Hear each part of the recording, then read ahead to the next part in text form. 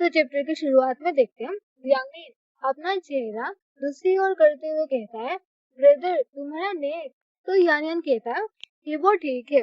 तो जियांगलिन गुस्से में ही यांग के पास जाते हुए कहता है, ठीक होने का क्या मतलब है? मैंने सोचा था कि वो आपका अच्छा ख्याल रखेगा। क्या ही यांग ने आपकी देखभाल के लिए आपको फोर्स किया? तभी यानियन जियांगलिन का हाथ पकड़ कर कहता है, मैंने उससे मदद मांगी थी। मैं चाहता था ऐसा ही हो। मैं इस मुद्दे को फिर से उठाना नहीं चाहता। मेरी चिंता मत करो, मैं ठीक हूँ। जियांगलिन उदास होते हुए यानियन से कहता है, ब्रदर जाओ, मैं आपकी रक्षा करने में असफल रहा। अगर मैं पहले क्लब हाउस गया होता तो ये चीजें नहीं होती। तभी यानियन जियांगलिन के सिर पर बैठ करते हुए कहता है, मैं सचमुच ठीक हूँ। मुझे किसी की प्रोटेक्शन की जरूरत नहीं है। तुम अपने आप को दोष मत दो। तुम्हें पता है इन बातों का तुमसे कोई लेना देना नहीं है। ये वही था जो मुझे अपने लाइफ में मिलना था और मैं इससे बच नहीं सकता था।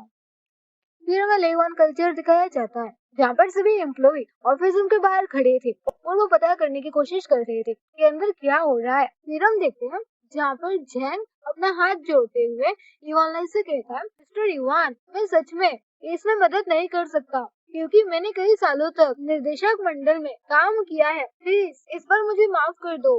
वास्तव में इस तरह की बात बहुत आम है। मैंने बस नाव को आगे धकेला। तो इवान गुस्से भरी आवाज में कहता है, जैंग होंकाई, तुम्हारे बोर्ड से बाहर चले जाने से कोई मदद नहीं मिलेगी। ऐसा मत सोचो कि कंपनी अब भी तुम्हारे बिहेवियर पर पहले की तरह आगे मूंदे बैठी है। हो सकता है वो तुम्हारी रक्षा ना करे। तुम अपराध कर रहे हो। तो जैंग होंकाई जोर से कहता है, मैं वास्तव में कॉर्पोरेट मनोरंजन कर्ताओं के लिए ऐसा करता हूँ। यही तो इस इंडस्ट्री का सार है।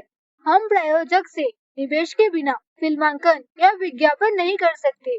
मैं निवेशक को नाराज नहीं कर सकता। जिससे युवान और भी ज्यादा गुस्सा हो जाता है और वो झेंग से कहता है, कंपनी के कलाकारों के लिए ये कहना अच्छा है। ऐसा इसलिए क्योंकि तुम अपना पैसा खोना नहीं चाहते। झेंग होंकाई, मैंने कंपनी के अंदर तुम्हारे साथ काम किया है और मैंने तुमको पर्याप्त कदम बताए हैं। अगर तुम्हें अब भी पश्चाताप नहीं हुआ तो मैं पुलिस को बुला सकता हूँ। सबूत निर्णायक है और तब मैं तुमसे संवाद लेने वाला व्यक्ति नहीं रहूंगा। तो झेंग युवान के पैरों पर गिरते हुए कहता, मिस्टर युवान, आपने मुझे नौकरी से निकाल दिया है तो मैं इस मंडली में कैसे रह सकता हूँ? प्लीज मुझे माफ कर दो। फ्यूचर में मैं सचमुच ऐसी मूर्खतापूर्ण बातें कभी नहीं करूँगा। और वो रोने लगता। तो युवान दरवाजा खोलते हुए कहता, अपने आप चलो या फिर मुझे सुरक्षा विभाग से कहना चाहिए कि वो तुमको जाने के लिए कहे। इन जाओ की रेपुटेशन पर कोई असर ना पड़े, इसीलिए इवान लाई ने इस मामले को निजी रखने का फैसला किया। जैन को इस बात का डर था, अगर पुलिस आएगी तो उन्हें पता चल जाएगा कि वो उसने क्या किया था। इसीलिए वो उदास होकर वहां से जाने लगे। फिर हम शोजो को देखते जो ये यांग के घर आया होता है। ये यांग दरवाजा खोलता है। शोजो स्माइल करते हुए कहता है कि वो 2 नए व्यंजन बनाना सीखा है और वो चाहता है कि हिया उन्हें आजमाए। और वो अंदर आते हुए कहता है, क्योंकि मैंने अपने दोस्तों के साथ वीकेंड पर पहाड़ों पर जाने का समय तय किया है, इसलिए हर किसी को 2 व्यंजन पकाने। मैं चाहता हूँ कि तुम मुझे अपनी राय दो। और वो खाना ही यांग को सर्व करता। ही यांग खाने की ओर देखते हुए कहता, अच्छा लग रहा है। तो शुजू फिर से कहता, तो जल्दी इसे ट्राई करो। लगता है कि कंपनी में हाल ही में बहुत सी चीजें चल रही है। तुम हमेशा देर से वापस आते हो। खाने को देख ही यांग को यान की याद आती है, जो रोज ऐसे ही उसके लिए खाना सर्व किया करता था।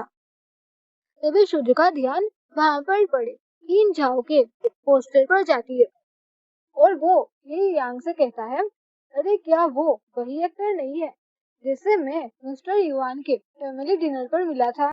वो सचमुच जूचेंग यान जैसा दिखता है। क्या वो बहुत समय से खोया हुआ भाई हो सकता है? तो ही यांग शुजू की ओर देखते हुए कहता कि वो यान यान है। तभी शुजू थोड़ा चौंके हुए ही यांग से कहता है, ही यांग, मैं पिछले 3 सालों से तुम्हारे बारे में बहुत चिंतित हूँ। जूचेंग यान मर चुका है, तुमको इसे स्वीकार करना होगा। तभी ही यांग थोड़ा उदास होते हुए कहता है, तुम यान यान से परिचित नहीं हो, इसलिए उसे ना पहचान पाना ये सामान्य बात है। तभी शुजू ही यांग के चेस्ट पर स्क्रैच के निशान देख चौंक जाता है और वो अपने मन में बहुत ही ज्यादा गुस्सा होता है। तो ही यांग शुजू की ओर देखते हुए उससे पूछता है कि क्या हुआ। तभी वो स्माइल करते हुए कहता, यह खाना स्वादिष्ट है, क्या तुम इसे बेहतर बनाना चाहते हो? तो ही यांग कहता, ये बहुत स्वादिष्ट है, मुझे कोई परेशानी नहीं है। फिर शुजू वहां से उठते हुए कहता, मुझे अभी भी कुछ काम है, मैं तुम्हारे आराम में खलल नहीं डालूंगा। तो फिर ही यांग उसे दरवाजे तक छोड़ देता है। बाहर आते ही शुजू का एक्सप्रेशन पूरी तरह से चेंज हो जाता है और वो बहुत ही ज्यादा गुस्सा हो जाता है। फिर हम लेवन कल्चर देखते हैं, जहाँ पर एक लेडी युवान लाई से कहती है, मिस्टर युवान, किंजा वही है। तो युवान लाई उसे अंदर लाने के लिए कहता है और वो एक फाइल लेते हुए यानियान से कहता है, मुझे माफ करना, ये मेरी गलती है कि कंपनी में ऐसा कुछ हुआ, लेकिन उच्च वर्ग के कुछ लोगों ने इसका विरोध किया, लेकिन किस्मत से निवेशकों की मदद से सफलतापूर्वक सुलझ गया है। ये कॉन्ट्रैक्ट कंपनी की ओर से तुमको दिया गया मुआवजा है। और वो यानियान को एक डॉक्यूमेंट निकाल कर देता है। इसे देख यानियान को समझ नहीं आ रहा होता है कि वो क्या कहे। तभी युवान लाई कहता, मैंने आपका नाटक देखा है, मुझे आपका एक्टिंग बहुत पसंद आया। इसके अलावा फाइलें एमपी ने भी बहुत ध्यान आकर्षित किया। फ्यूचर में आपको बाहर मकान किराए पर लेने की आवश्यकता नहीं होगी। मैंने आपके मामले की पहले भी जांच की थी। एक तरफ मैंने ध्यान से नहीं सोचा था, एक और ये जियांगिन की वजह से भी है। तो यानियान मुस्कुराते हुए कहता, प्रेसिडेंट युवान, बीती बातें भूल जाओ, मैं सचमुच ठीक हूँ। यानियान बाहर आता है, तभी जियांगिन उसके पास आते हुए कहता, ब्रदर जियाओ जाओ, आप कैसे हो? तो यानियान खुश होते हुए कहता, मिस्टर युवान ने मेरे लिए एक नया कॉस्ट्यूम ड्रामा और एक नया छात्रावास की व्यवस्था की है। ये सुन जियांगली बहुत ही ज्यादा खुश हो जाता